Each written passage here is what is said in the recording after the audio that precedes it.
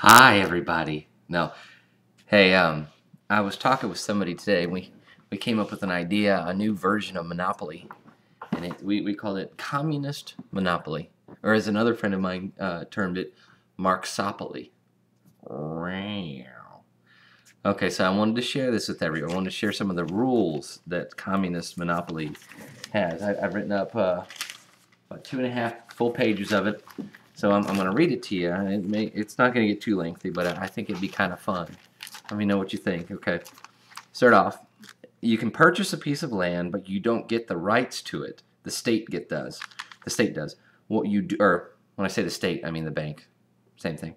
What you do get though is a certain amount of resources that should last for the next go round. Now, what I mean by that is you get the piece of land, and however much land you get that much more resources per go around. So if you bought like 5 resources on your first go around, or 5 pieces of land on your first go around, you get 5 sets of resources. If you bought 2 pieces of land, you get 2 sets of resources. And what happens is the amount of land you own, when you pass go, you don't collect money, you collect resources for this land. And by resources, I'm also talking about, like, say it's a drinking party, all right? Everybody brings alcohol to the table, and so if they land on your piece of land, you got to give them a shot of something, and they have to give you an equivalent of what both of you agree on what's equivalent. So, like, if one person lands on your land, a piece of sandwich for a beer may be equal. But if another person lands on your property, a shot for a slice of pizza may be equal, or shot for shot. It all depends on who you're talking to. Okay. Okay. If it gets to where, okay, now let me go back to what I'm talking about. Like, if you own more, the more pieces of property that you own, the more responsible you are for distributing your resources for those players who need help with certain things. Like maybe they ran out of beer on their first go around and they need some more beer, or maybe they need some more chips and dip. You're sharing with them. You know what I'm saying? Okay. When you land on free parking, you get to choose anywhere on the board that you want to land, and you get to stay there for free, which means you don't have to share your resources on that particular stay with whoever owns the property.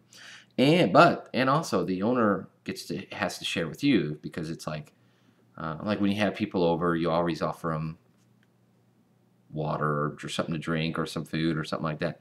It's like owners, they just got to do it. All right. Oh, and there's no trading property in Marxopoly because it's all owned by the state anyways. So there's no trading. Now you can trade in resources for cash, but you can only get a certain amount per go around. I mean, if you owned 15 pieces of property and you're trading in resources for that cash so that you could buy new property, you can't just keep it on. You can't get billions of dollars. Okay. Jail. Like hey, go directly to jail. Okay. What that'll symbolize is jail is only there for people to stay if there is a natural disaster, like if a tornado comes through. We don't have crime in Marxopoly because it's nobody does crime anymore. We're beyond such things. Here's an important one though. If you continuously run out of resources and money, you are considered unfit to participate and are forced into indentured servitude, where you will learn how to live within your means and how to appropriately participate in the society. Okay. And last but not least, okay, I know I've missed quite a few things, but you can share them with me. I'm open to sharing, baby. It's called Marxopoly, not Capitopoly. Last but not least, how the game ends. Okay.